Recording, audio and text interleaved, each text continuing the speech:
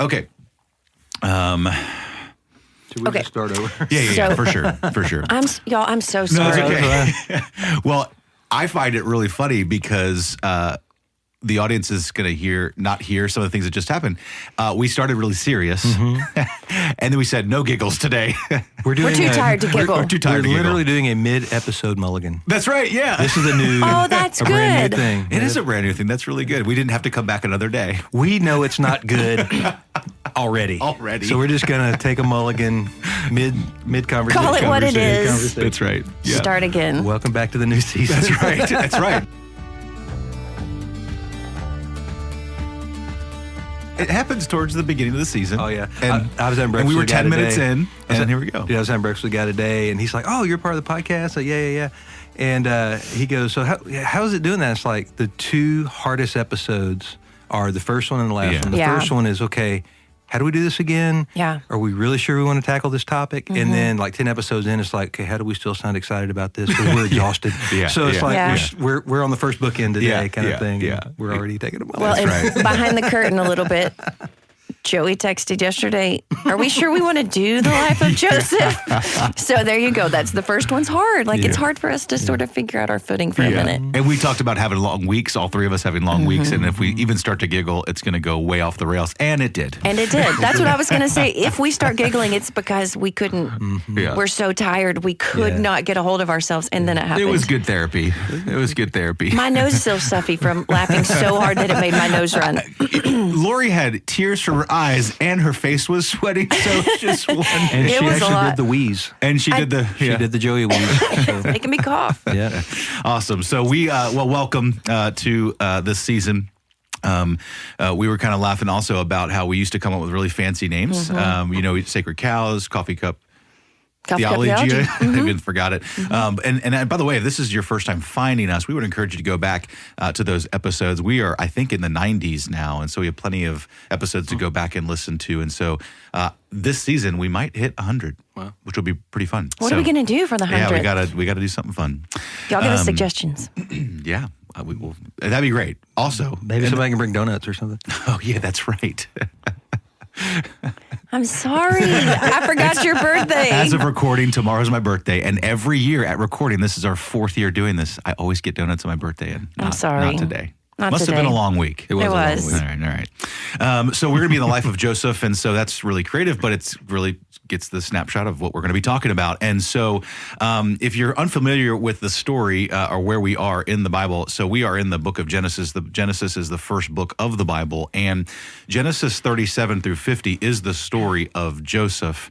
And so it's really the last kind of quarter or last third of the book of Genesis. And so before we jump in, what we're going to do each week is probably take a chapter at a time, talk about what is going on in the life of Joseph and those around him and God's bigger story of what is going on. But we got to really go there first, is to understand where we are in the big, grander story of God's story. So y'all help me out.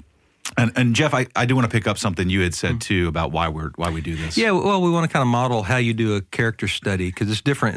If you do a time with God type of thing, which is an email our church sends out, where it's more of a daily devotional, kind of walks you through maybe some insights and applications of a verse or a short passage, or if you're going to even study a book of the Bible, the way you enter into those types of studies can be a little different, and you kind of, you just approach them differently. So understanding where this guy named Joseph, like why his life shows up, where his life shows up, when his life shows up, all that helps you understand why it's in Scripture, which helps you get a better interpretation application. Yeah, for sure. I mean, and we like to say that the Bible is one story with 4 parts. So creation, fall, redemption, restoration, and the Joseph story is settled right at the beginning of that redemption piece.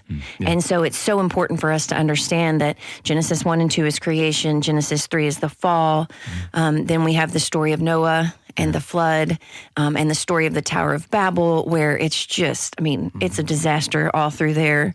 And then you have, in Genesis 12, the Abrahamic covenant, repeated again in 15. And so that's really the hinge. That's where the redemption part starts to take back off, where God is going to call his people back to his place, being back under his rule. And so the Joseph story is just so important because it's part of that. It's part of God's launch of this redemption story that's going to take us all the way through Revelation 21. It's a huge catalyst. Yeah. Because actually, if we jump ahead to Genesis, 50, and really the end of Joseph's life, I mean, he talks about like even a little snapshot and him understanding God's grander plan. Yeah.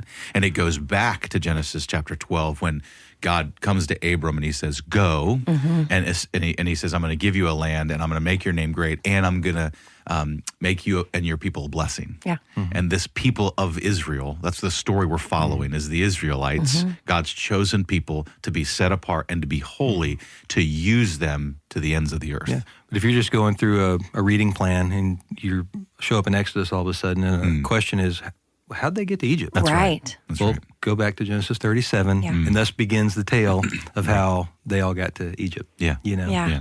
Well, then you have that full circle of Joseph just believing like he knew it was the beginning of the story, not the end. He was like, take my bones to the rest of the story, and we'll get there. But Yeah. I mean, Joseph even knew it was a part of something so much bigger. Yeah. Yeah. It's really good. So that's kind of where we enter. So I guess also too, I mean, we have, and one of the easy ways I still remember to this day, and Lori covered it, but the first 11 chapters are, creation, fall, flood, and Babel. And then you've got kind of the rest of the 12 through 50 is kind of broken down. An easy way to remember it is by, patriarchs, or 5 people. So it's Abraham who had Isaac, who had Jacob, who had Joseph. And obviously, so Jacob is the father. Jacob's name changes to Israel, right? And then he births the nation of Israel and 12 tribes after his 12 Yeah, sons. because you see in Acts 7, Stephen's speech, that like all 12 of these brothers that Joseph is one of, they're all patriarchs. Yeah. So a lot of times we think of patriarchs, Abraham, Isaac, Jacob. It's like, it's that whole line. Yeah. Is the Well, and that's because it's the line of promise. Yeah, it's good. I mean, that's starts kind with of Isaac, that's the child of exactly promise. right. Yeah. The child of promise. Jesus is eventually going to fulfill the promise. So it's all. Right. That's why it's such a hinge, is because Yeah. it starts the redemptive promise. Yeah, and the promise of Abraham's old, and God says, no, you're going to have a child, Right. and he's going to have, and so when you say Isaac's the answered promise, or how'd you guys put it? The son of promise. The son of promise. Right. It's because it started with Yeah, Genesis and 12. I don't want to move on too quick because I can move on too quick from this. That 4-part framework that Lori mentioned, that creation is part 1, fall Yep. is part 2. I know this so well, I couldn't think of the word. But then, between Genesis 3 and Revelation 21, right, that's all God's plan of redemption. Yeah. And so it's kind of like, well, big deal. So there's 4 parts, but most of the Bible is about that.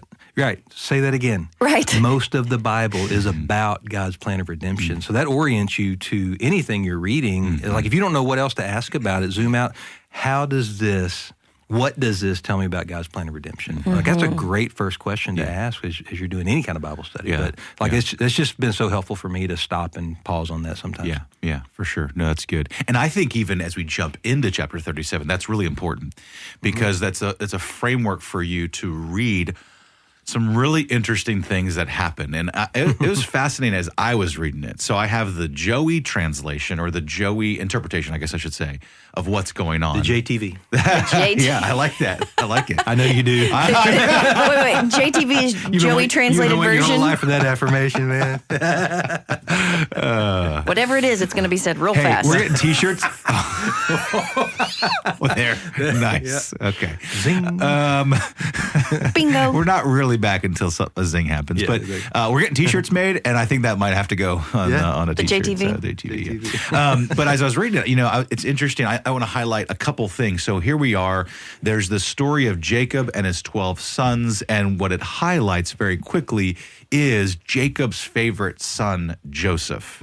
It's the first couple verses right out of the gates, and what we see is, I thought it was interesting that Moses decides to highlight the fact that Joseph was 17. And that colored what I read the rest of the It's chapter. important. Yeah.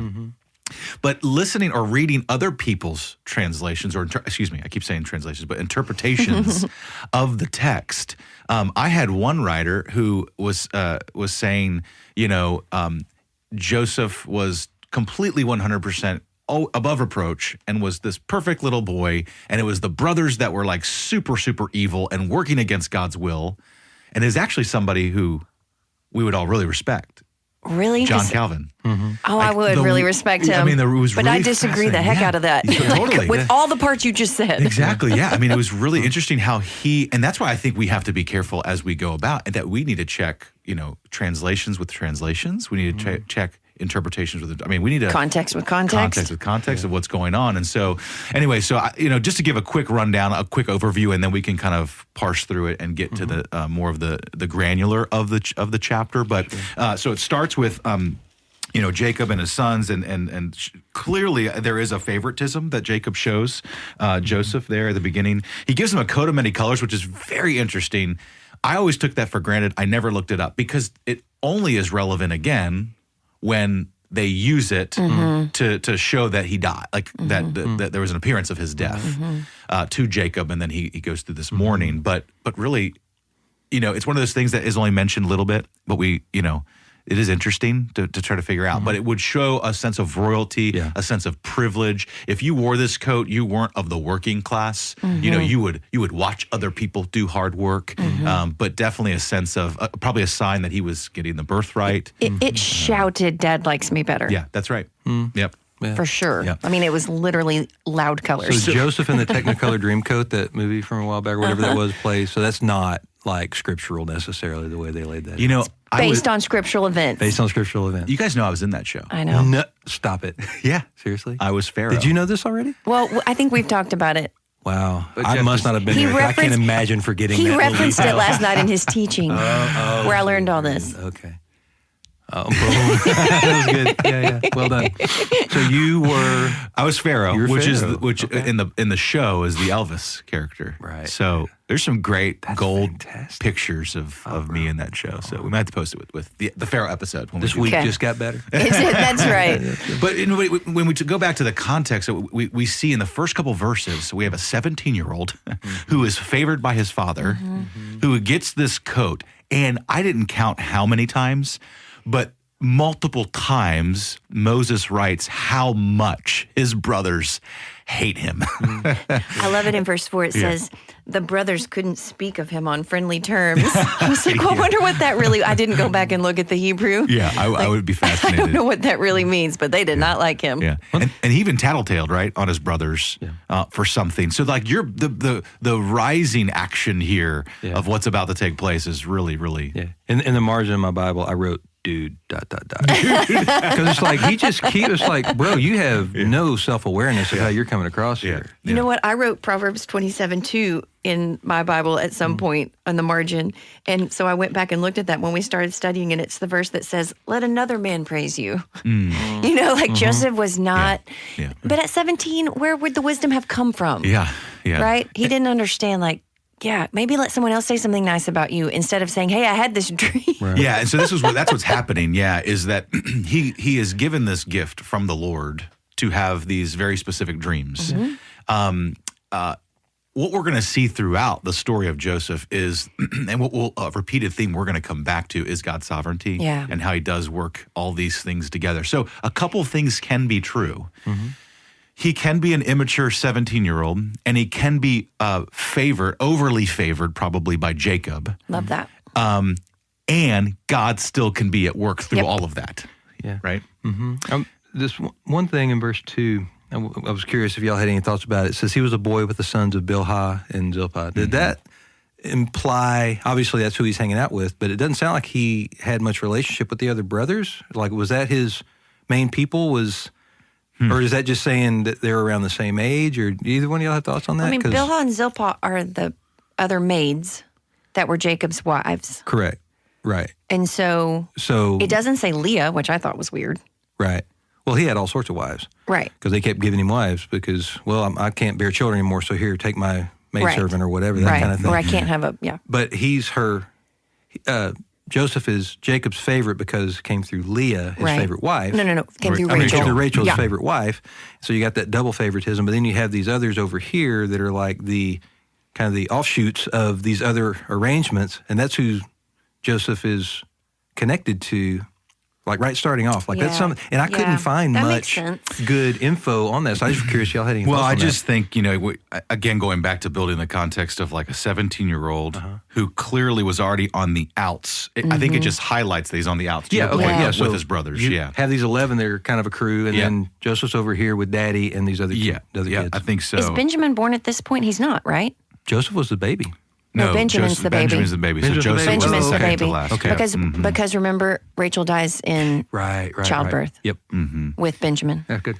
Yeah, and so, and then it says, verse 3, now Israel loved Joseph more than the other sons. And so, yeah, I think what you have in those first 4 verses is this to your point, even with him being with this other friends there, not his brothers. And so you go through this, and I think we'll come back to some of the themes that we'll pick up here. But as you go through the narrative, then it talks a lot about his dreams and how he's having these dreams. And basically these dreams are saying how essentially he's going to be the guy they look to. And bow Yeah. to. And Bow to, right. Yeah. Mom, Dad, everybody else. Yep, They're yep. all going to bow to me. Yeah. And at some point, Jacob rebukes him, to your point, Lori, earlier, like, hey, let someone else, and so Jacob, even though he loved him, could even still sense, okay, Joseph, you're coming across a little strong here. Yeah. And then that's when the master plan comes into focus, when his brothers are like, he's got to go. Yeah. We're going to kill him. I loved that verse where it said that they saw him. I think it's verse 18. The brothers saw Joseph from a distance and started plotting against him. Yeah, Like, yeah. oh, here he comes. We've had enough. Yep. Between the time he gets there and here. Yep. Yeah, and so they get him, and then it was it's interesting because so even the background of Reuben and Judah, there are some names that get highlighted here, and so Reuben was the oldest brother who should have gotten the birthright, and he did a big no-no. He slept with one of Jacob's concubines and wasn't looked on very highly, and so his birthright was taken away from him, and so he says, "Hey, guys, let's not kill him. Let's just put him in a pit." Right. Now, it's interesting, too, because the interpretation of his motivation. Some people say he was really wanting to get back right in a pure way with Jacob. His dad. Others might say, and I tend to lean this direction, maybe because I'm a little bit more cynical, that he was trying to get right with his dad, but he really didn't really care about Joseph, and he didn't really care about anybody, like even Jacob's feelings. He just wanted to get his birthright back. Sure. Or earn favor back there, which I find was interesting. And then Well, he's probably heard the stories of great uncle Esau and how that worked out, so he wanted his birthright back. I thought that same thing. Yeah. I really did. I thought there's not one person in this line. Yeah, these people don't forget details, No. so they were surely talking about this stuff. Yeah. Yeah. Don't you think? I mean, and especially because like Ishmael was the first son of Abraham, not the child of promise. Right. Which is interesting. You go down and who picks Right. up Joseph in a Esau, little first bit. child, The not the Ishmaelites. child of promise. Yeah. And then you have the Edomites, which are sons of Esau. Yeah. So we keep having this pattern of not the first son getting the birthright. Anyway. Yeah, and then Judah comes along and he says in verse 26 to his brothers, "What profit is it if we kill our brother and conceal his blood? Come, let us sell him to the Ishmaelites." So there's all kinds of motivations that are kind of creeping up here, and so then Well, then, if you really get a good picture of Judah, flip to chapter 38 and then go back and read again. It's like he was not a good dude. Right. yeah. We'll get there. I don't even know if we'll cover chapter 38 in this because it's not technically about Joseph. Yeah. It's kind of an offshoot, but Right. it's a little. I'm just thinking I named my son Judah. So Yeah. Well, I mean, Down the line, down the line's good. Down the line, Right, yeah, right. yeah, The line of Judah. Right. Sure. the Judah in the Bible. That's particularly what I'm talking about. Yeah, and then so then they contrive this plan and they show Jacob. Jacob mourns greatly, and he would not accept any type of encouragement he was really mourning the death, the presumed death of his favorite son. So that's the story in a nutshell. It's really interesting, and I hope what you see with that rundown. Here's why I love, and some people say, man, I just like the New Testament. I don't like the Old Testament. Man, the Old Testament has some drama, and it has just so much really fascinating storytelling. And it's really, in my mind, like I can see modern day things play out just like this. I mean, I think they literally make TV shows and movies based on the elements that we see It's just in people. this. I mean, it's people and it's that's right. relationships and Yeah. it's insecurities and immaturities and Yeah. all the whatevers you can throw at it. Because, everything in this you could adjust some of the details, and it could happen today.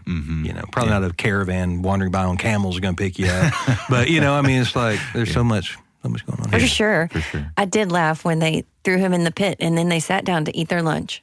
I was like, oh. Yeah, because I honestly have this picture, like the pit's right there. Me too. And he's like, Me too.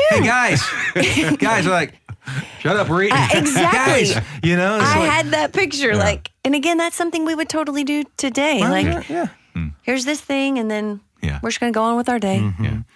I do think, the depravity of just those brothers that had to just be as cold as that.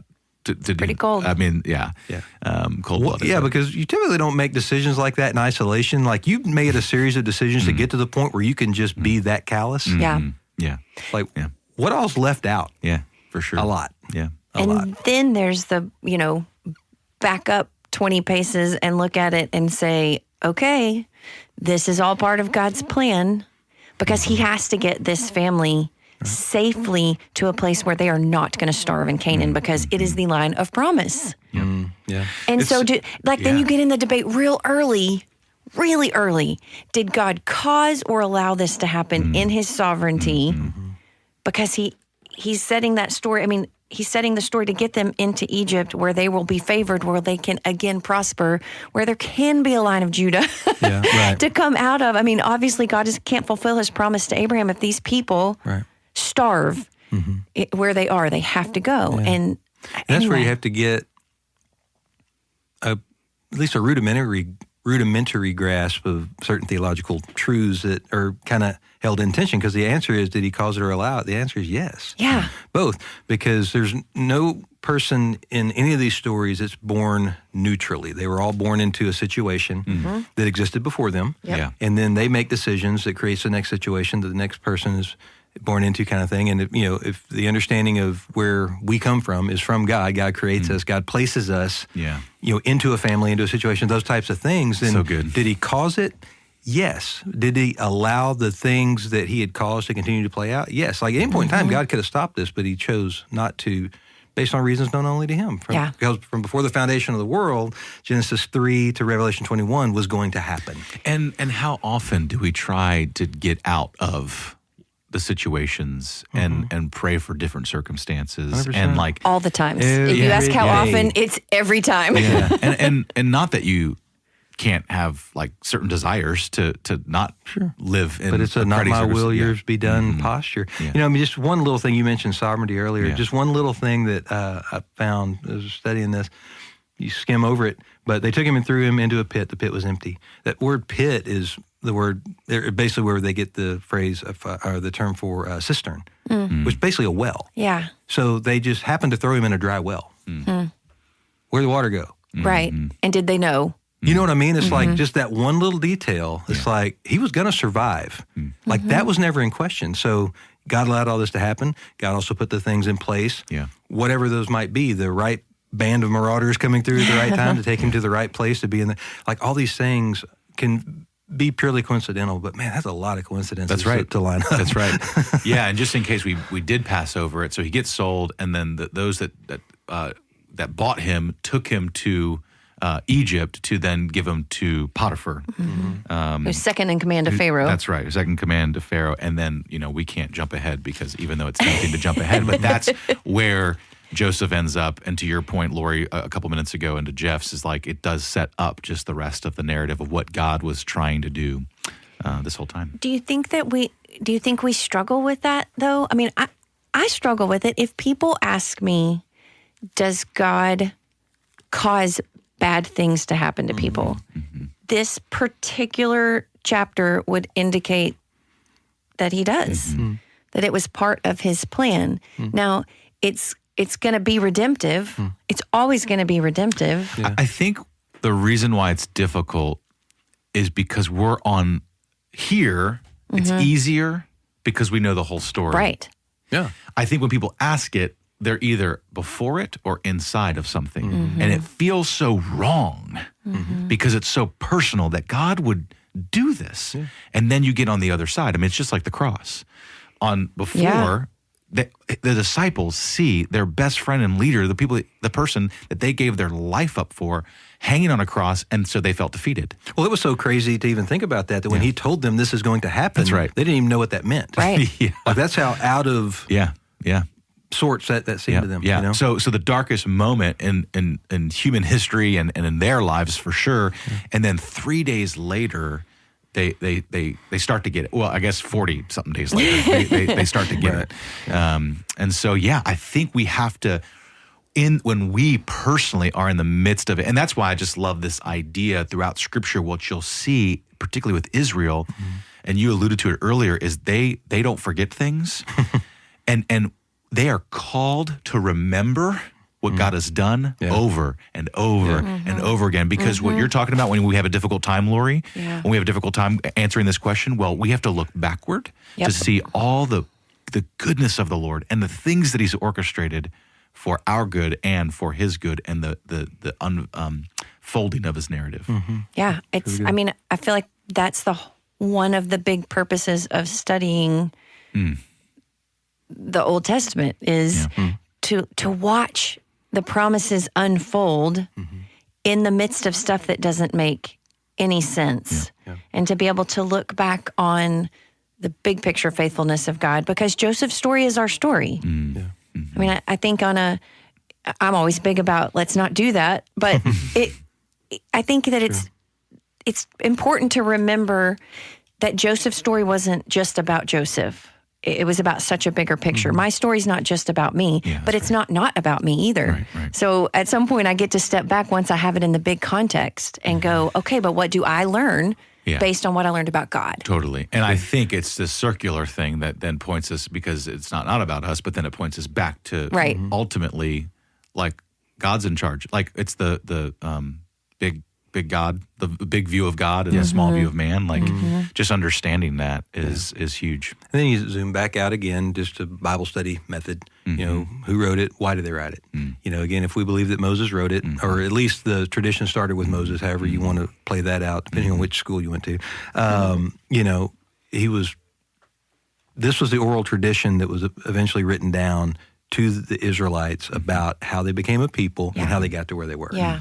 You know, and so again, all these details that can seem insignificant, but when you add them all up, I mean, there was no stone left unturned for them to be where they were when they're starting to hear this history, right? You know, Love that. Why are we in Egypt? Well, let's just look at all God did to even get us here. If He did all this, what's He going to do next? And so we, you know, like you said a while ago, they're told to remember, they're told to recount what God's done in the past, and that's why. That's what we do, what we should do as well. That's one of the things, I'm going to go on a little tangent here, but one of the things I don't like about modern worship music is so much of it is about how I feel right now. My shame, my mistakes, this, that, and the other, and there's not much being written these days about the bigger story of what God has done. And not even a lot of faith of what God can do other than make me feel better in this moment. And I think that's one of the things that as a church we have to be careful of, is not discounting where people are, but reminding them that in the midst of where you are, there's a story that came long before you that can give you faith and hope and trust in this moment that you're in for where God's going to take it. And that's not some weird prosperity gospel that God's going to make it all work out. Because He may not in this life. You just don't know. But the bigger story is that God has been up to something in this plan of redemption from Genesis 3 to Revelation 21. I share in that same vein. I share this in our story of Scripture class when I talk about the idea of the Hebrews, the Hebrew people, the Jews, and the way in which they pass down through oral tradition these stories. They do it to this day. It's ingrained in who they are. Here's what I share. They're less than 1% of our world population, and yet they are in some of the most prestigious positions and have some of the most prestigious awards given to humanity, Nobel Peace Prizes and such, because they're told at a very young age, around the dinner table, their story, their identity, who they are. And there's so much power in remembering. There's so much power, and it builds this identity for them. And I just wonder for us as Christ followers, if we did that in our culture in 2023, what we do is we say, well, we just want our kids to figure it out themselves. And they're on this journey. And then they're just thrown out into the world without like a confidence of remembering and motivating them to obey because of who they are in the Lord. Yeah, I mean, if you're untethered to a bigger story, man, your life's just really small all by Yeah. itself. Yeah, it's I good. mean, That's it so really is. good. Yeah. Because it's what gives my life meaning is understanding where I am in God's big story, finding my place in His story Yeah. instead of, finding His place in my story, which is what we're left to do if we're not anchored to that big narrative. We're just like, well, where does God fit into my story? Well, it's not your story. It's right. His story. That's right. Which, That's really good. tying it back to Genesis chapter 12, to be a blessing Yeah. to the world, Yeah. right? And it goes right into the Great Commission when Jesus says, go therefore, make disciples. Like it's just this one thread. Yeah, because whose reputation's on the line here if this doesn't work out? Right. It's God's God's reputation. reputation. Yeah, really good. I'm glad that we caught ourselves and we didn't just come back another day. I think we regrouped pretty well. Did we? You think? That was a worthwhile mulligan. That's a worthwhile moment. How about the back nine? We doing 1 per 9? Yeah, that's Okay, right. okay, Yeah. If you have questions about the story of Joseph, if we cover a chapter, I would just really encourage you as we go along this, read each chapter and notice those little details as Jeff kind of highlighted, even with the word pit, or realizing that Joseph was 17, or just go through, take these notes, ask great questions, send it in to us, equip@austinridge.org. We don't mind taking another week on some topics that are drawn out from each of these chapters as we go through. So thank you for listening, and we'll see you next time.